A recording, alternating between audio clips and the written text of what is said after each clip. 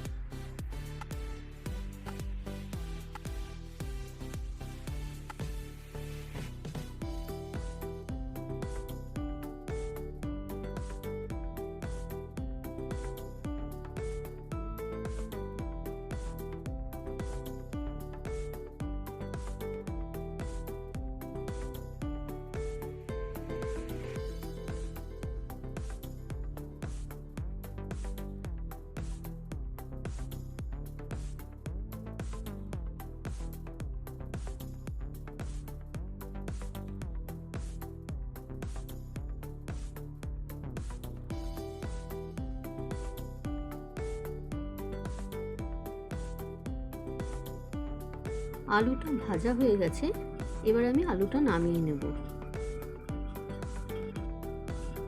250 গ্রাম চিংড়ি মাছ ভালো করে ধুয়ে নুন হলুদ মাখিয়ে নিয়েছি। এবার এই মাছটা এখন আমি ভেজে নেব।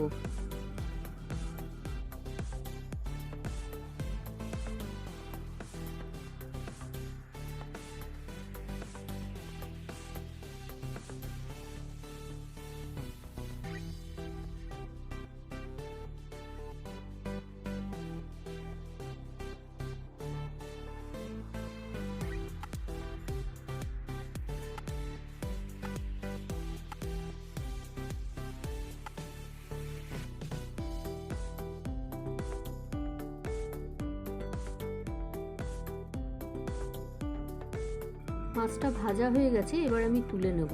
আর আমার একটা ভুল হয়ে গেছে, আমি যখন শুকনো লঙ্কা এই ফোড়নগুলো দিয়েছি আমি তখন দেখাতে পারিনি, তার জন্য সরি। এবারে এর মধ্যে দিয়ে দেবো দুটো পেঁয়াজ কুচি। মিডিয়াম সাইজের দুটো পেঁয়াজকে আমি ঠিক এইভাবে কুচি কুচি করে নিয়েছি, তাহলে টমেটোর সাথে ভালো মতো গলে যাবে। তার সাথে দিয়ে দিলাম কাঁচা লঙ্কা। পেঁয়াজটা ভাজা ভাজা হয়ে গেলে তারপরে আমি টমেটো পেস্টটা দিয়ে দেবো।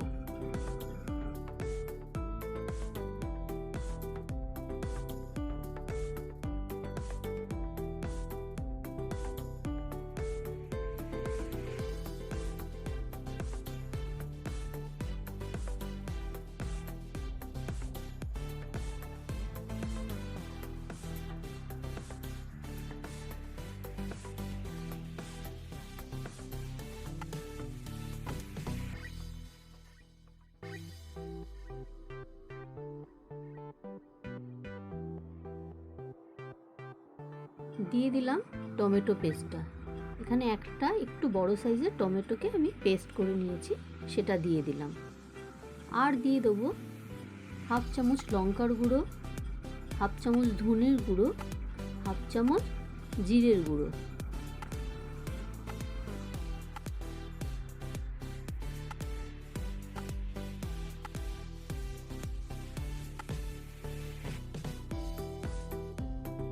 এবারে দিয়ে দেবো হলুদ,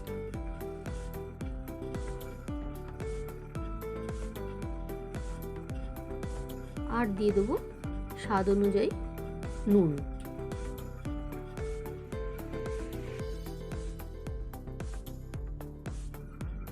এবার এটা ভালো করে কষিয়ে নেব, নিয়ে তারপর দিয়ে দেবো 50 গ্রাম টক দই।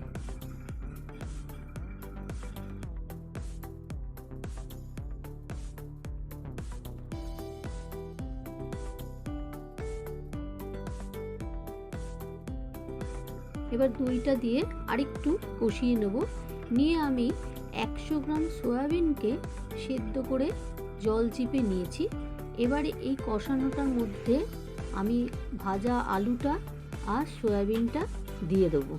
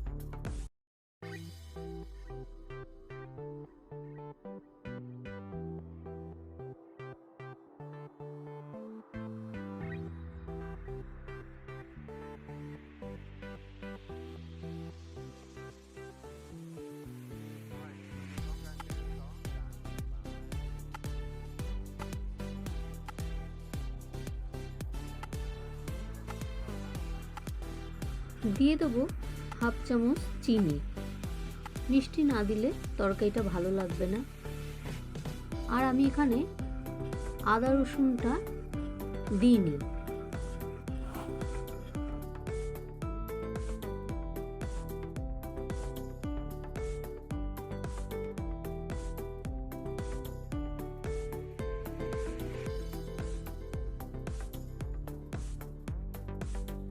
এবার এর মধ্যে দিয়ে দেবো ভেজে রাখা চিংড়ি মাছটা। সবগুলোকে ভালো মতো কষিয়ে তার মধ্যে অল্প করে জল দিয়ে দেবো।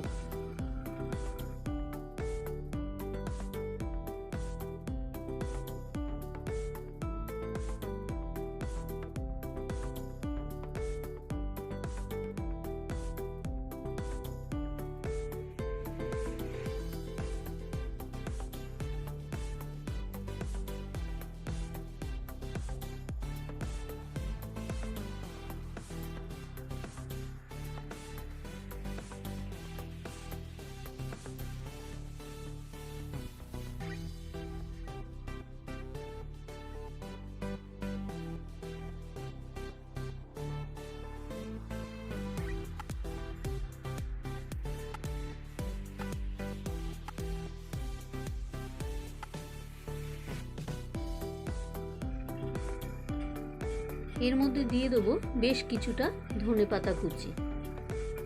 আর এটা দিয়ে একটু নাড়িয়ে চাড়িয়ে তারপর দিয়ে দেবো হাফ চামচ কসুরি মেথি। বড় চামচের হাফ চামচ কসুরি মেথি দিয়ে তারপর আমি তরকারিটা নামিয়ে নেব।